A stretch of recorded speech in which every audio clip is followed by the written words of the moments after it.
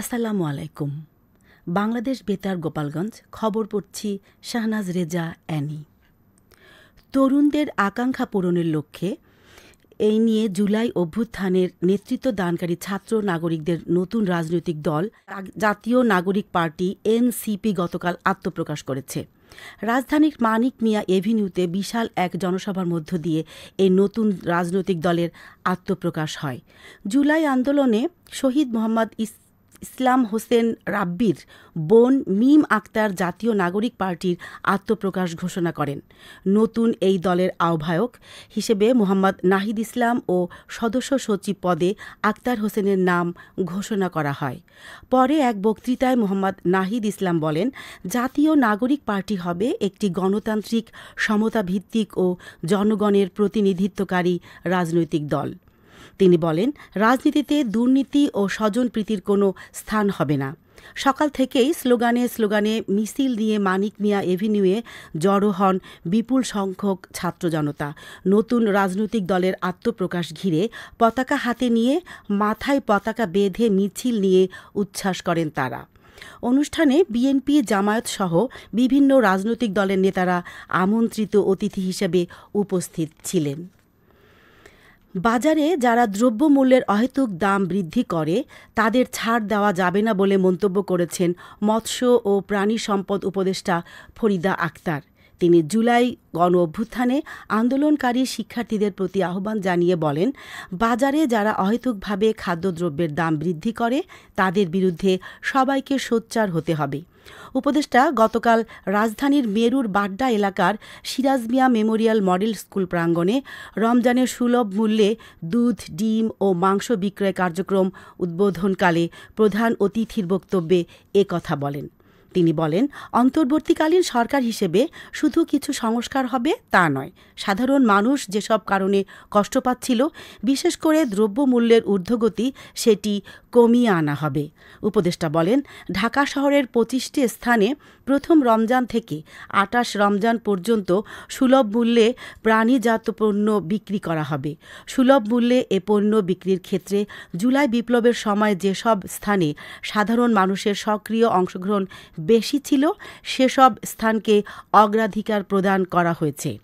ফরিদা আক্তার বলেন, সুলভ মূল্যে বিক্রয় কার্যক্রমে ড্রেসড ব্রয়লার মাংস প্রতি কেজি ২৫০ টাকা, দুধ প্রতি লিটার ৮০ টাকা, ডিম প্রতি ডজন ১১৪ টাকা এবং গরুর মাংস প্রতি কেজি ৬৫০ টাকা মূল্যে বিক্রয় করা হবে। এদিকে রমজান উপলক্ষে বাজারে তেল, খেজুর ও সোলাসহ যেসব পণ্যের সমস্যা রয়েছে তা আগামী ৭ দিনের মধ্যে সমাধান হবে বলে জানিয়েছেন বাণিজ্য উপদেষ্টা শেখ বশিরউদ্দিন। তিনি গতকাল ঢাকা সাভারের হেমায়েতপুরের হরিণধরা এলাকায় বাংলাদেশ বিসিক শিল্প নগরীর কেন্দ্রীয় বর্জ্য শোধনাগার সিইটিপি পরিদর্শন শেষে সাংবাদিকদের এ তথ্য জানান। নিত্য প্রয়োজনীয় সকল পণ্য মজুত রয়েছে জানিয়ে বাণিজ্য উপদেষ্টা শেখ বশিরউদ্দিন বলেন, এবারের রমজানে বাজারে কোনো পণ্যের ঘাটতি হবে না। ধর্ম উপদেষ্টা ডক্টর আ.ফ.ম. খালিদ হোসেন বলেছেন, ইসলামী সংস্কৃতি ও মূল্যবোধ চর্চা হিসেবে এর বিকাশে বর্তমান সরকার বহুমাত্রিক প্রকল্প হাতে নিয়েছে। সে লক্ষ্যে সারা দেশে ইসলামী মূল্যবোধ ও সংস্কৃতির চর্চা বৃদ্ধি করতে হবে। গতকাল ইসলামিক ফাউন্ডেশন আগারগাঁও মিলনায়তনে ইসলামিক ফাউন্ডেশন আয়োজিত জাতীয় শিশু কিশোর ইসলামী সাংস্কৃতিক প্রতিযোগিতা ২০২৫ এর পুরস্কার বিতরণ অনুষ্ঠানে প্রধান অতিথির বক্তব্যে তিনি কথা বলেন। দেশে বিগত সময়ে ইসলামী সংস্কৃতির চর্চাকে নেতিবাচক হিসেবে দেখা হতো উল্লেখ করে ধর্ম উপদেষ্টা বলেন, ধর্মকে কেন্দ্র করে একটি রাষ্ট্রে কোনো প্রকার বৈষম্য চলতে দেওয়া যাবে না। আজকের এই শিশু কিশোরী আগামী দিনের জাতির কর্ণধার। তারাই দেশকে নেতৃত্ব দিয়ে জাতিকে এগিয়ে নিয়ে যাবে। আগামী দিনের তরুণরা এ দেশের চেহারা বদলে দেবে। তিনি বলেন, সংস্কৃতির পরিধি অনেক বিস্তৃত। জনগণের বিশ্বাস, রাজনীতি, জীবন জীবিকা, পোশাক, আচরণ, আদব কায়দা সবকিছু মিলেই একটি দেশের সংস্কৃতি। উপদেষ্টা বলেন, জাতীয় শিশু কিশোর প্রতিযোগিতার আদলে খুব শিগগিরই ইসলামিক ফাউন্ডেশন জাতীয় হিফজ ও সিরাত প্রতিযোগিতার আয়োজন করা হবে। তিনি বলেন, সৌদি আরবের মতো বাংলাদেশেও সিরাত পুরস্কার প্রবর্তন করার পরিকল্পনা করেছে। কক্সবাজার এরিয়া পরিদর্শন ও মেরিন ড্রাইভ রেসের পুরস্কার বিতরণ করেছেন সেনা প্রধান জেনারেল ওয়াকারুজ্জামান। গতকাল কক্সবাজারে নৈসর্গিক সৌন্দর্য বিশ্বব্যাপী উপস্থাপন ও সর্বস্তরের সুস্থতার চেতনা জাগ্রত করার লক্ষ্যে রাইড ফর গ্লোরি বার্তাকে ধারণ করে প্রথমবারের মতো বাংলাদেশ সেনাবাহিনীর ১০ পদাতিক ডিভিশন এবং কক্সবাজার জেলা প্রশাসনের উদ্যোগে মেরিন ড্রাইভ রেসের আয়োজন করা হয়।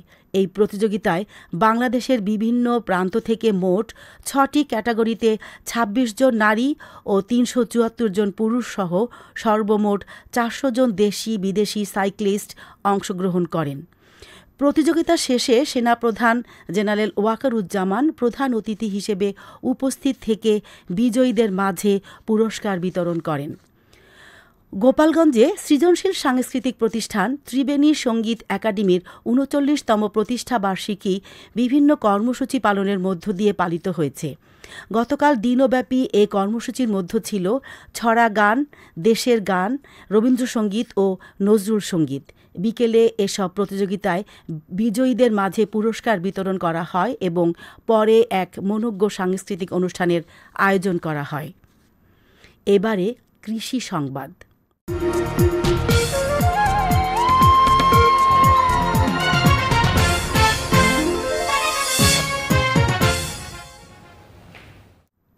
গোপালগঞ্জ সদর উপজেলায় চলতি মৌসুমে ৪৩১ হেক্টর জমিতে গম আবাদ করা হয়েছে।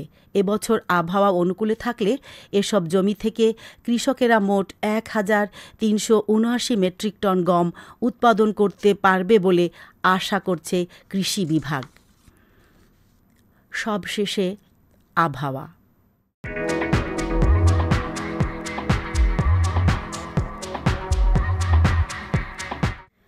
আজ বেলা ১টা পর্যন্ত আবহাওয়ার পূর্বাভাসে বলা হয়েছে, দেশের অভ্যন্তরীণ নদীবন্দর সমূহের জন্য কোনো সতর্কবাণী নেই এবং কোনো সংকেতও দেখাতে হবে না। খবর শেষ হলো। আমাদের পরবর্তী খবর প্রচারিত হবে আগামীকাল সকাল ৮টা ৩০ মিনিটে বাংলায়।